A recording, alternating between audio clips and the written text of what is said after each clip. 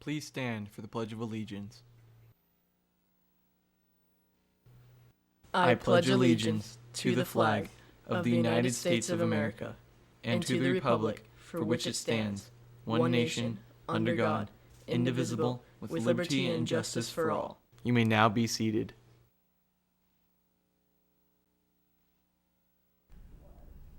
Good morning, Cats, and welcome to this edition of our ASB Takeover. I'm Laurel Gilbert. And I'm Matthew Ludovico. Today is Wednesday, October 19th, and Western Ridge TV starts right now.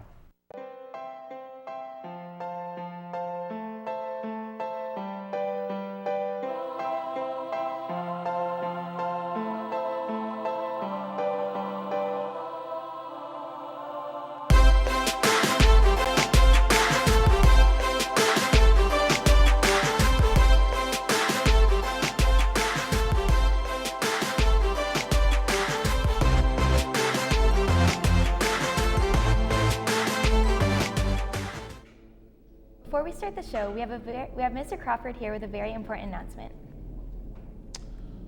Good morning, students and staff. We've been alerted of a hate incident of minors using inappropriate racial slurs at a party over the weekend involving students from several schools. This incident was captured and sent over social media. While the incident did not happen at school, we are handling the matter in regard to any student from West Ranch that may have been in attendance.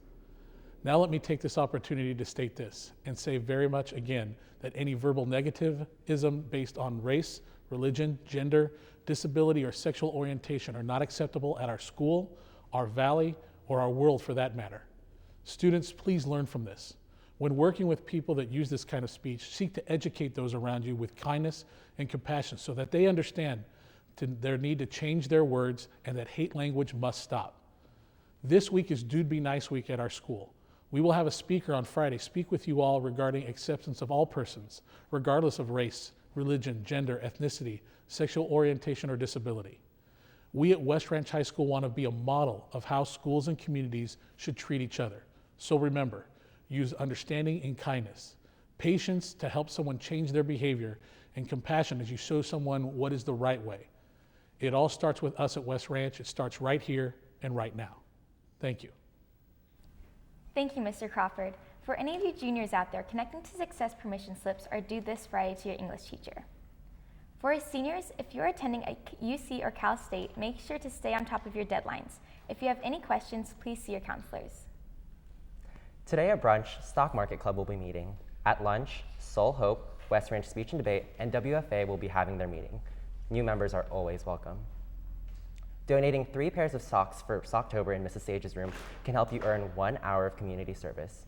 So bring your new socks into room 534.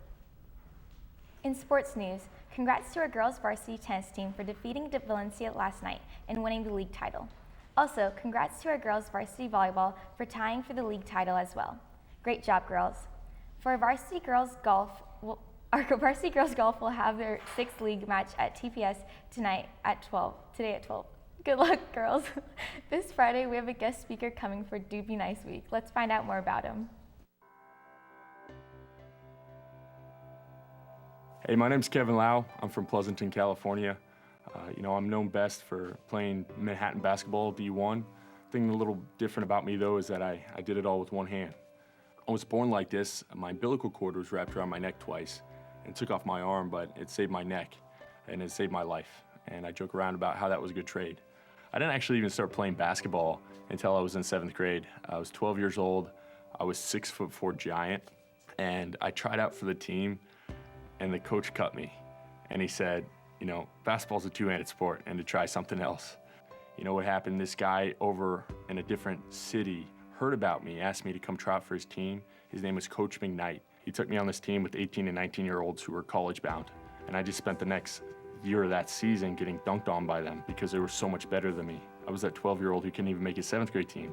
So what he did is he gave me that first opportunity to succeed in a sport I learned to love.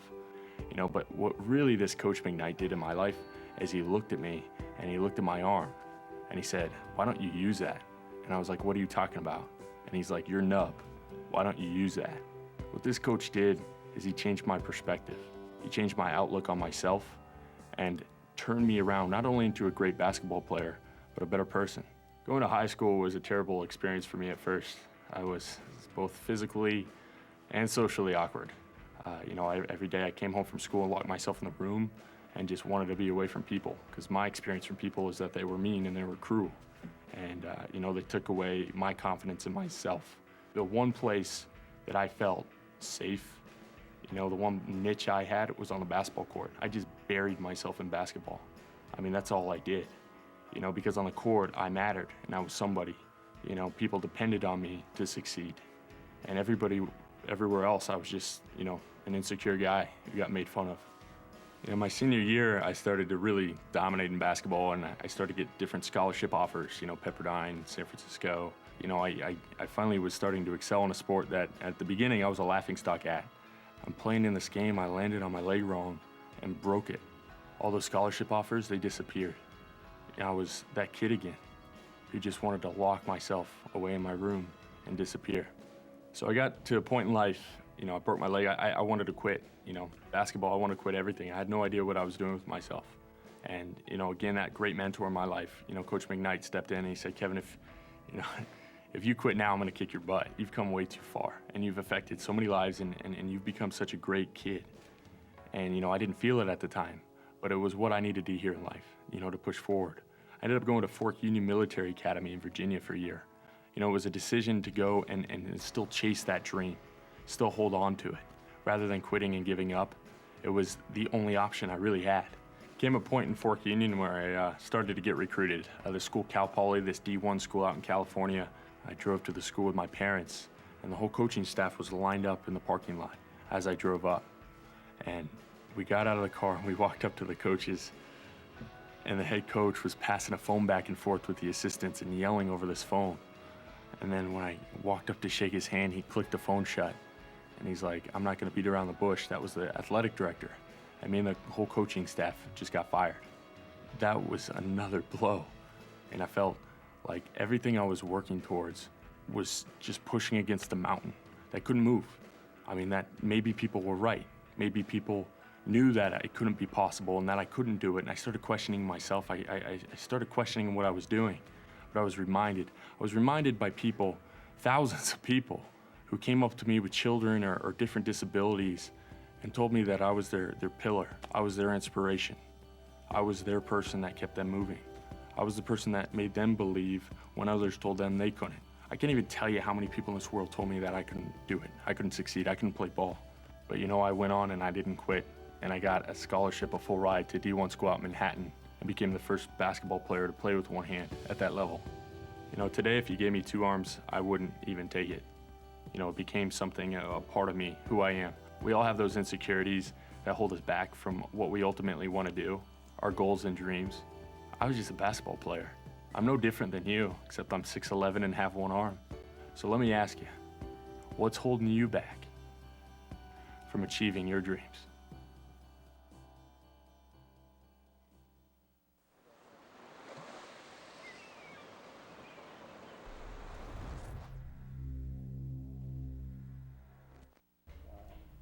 We are excited to hear more about Kevin Lau's story this Friday at a special assembly.